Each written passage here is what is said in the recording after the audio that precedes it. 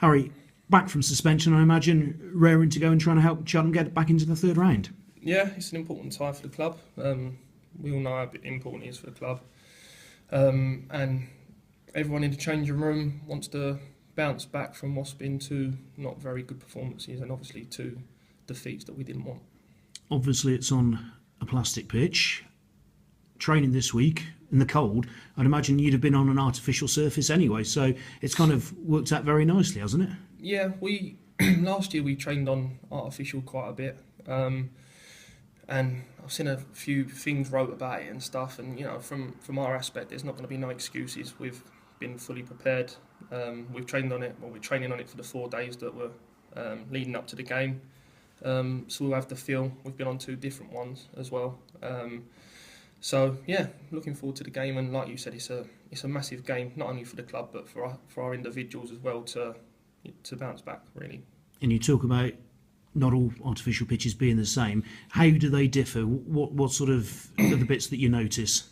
Well, the Gaffers lined up 2 artificial pitches this week, and the contrast between the 2 itself is massive as well. So it'll be interesting to see what Sutton's is like. But you get more of the black. There's the black little bits in the AstroTurf as such that. Some pitches have a lot of it. Some pitches have hardly any.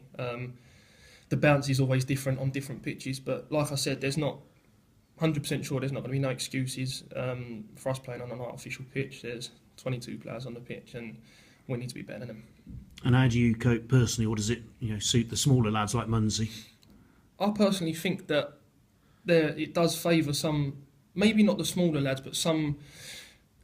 Players it does favour, and yeah, for whatever reason I'm not too sure, but we'll see what team the gaffer selects, and then people have to go out and do a job for the team. He was very much big about being up for the cup for the first round. Has it been the same for the second round? Yeah, most definitely. We've had to put our league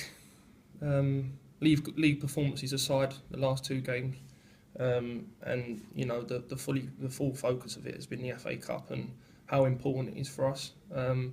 So we're all going into that game understanding that there's a massive emphasis on getting through for the club. So yeah, but the boys are looking forward to it, and when you play and you have a bad game or you play and you get a loss that you don't want. It's important to get back on the bike, and we've had a full week in between both as well, so it's been quite mentally tough on the boys. But yeah, we've prepared this week, and it would have been ideal if the game was on the Tuesday night, so we can get back out there. But no, it's important, and like I said, for sure, we understand how important it is. And an opportunity for the gaffer if he goes that way in selection.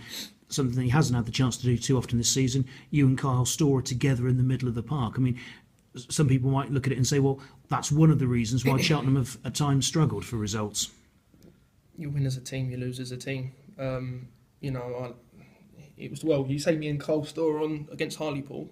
Me and Kyle Storr played together, and it was probably the worst performance of the season. So at times like this, you need to be realistic. You need to be honest with yourselves, and we've done a lot of work, and we're looking to, well, we're most indefinitely looking to improve. So that's what we need to do.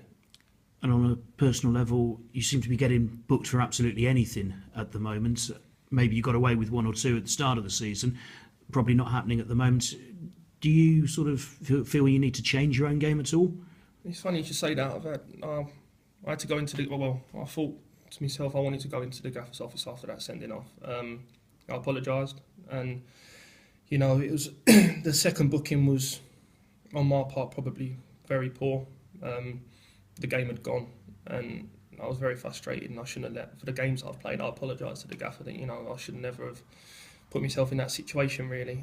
But the first one for me again wasn't a booking. But we had a chat, and I've been doing some work with Ian Hutton. I don't really want to give too much away, but I've been doing some work off the season. I've had a chat with the gaffer, so I'm looking to improve on that aspect. And even though I don't feel that a lot of them have been bookings, they still are bookings on your record. So something I need to look at, and we've looked at.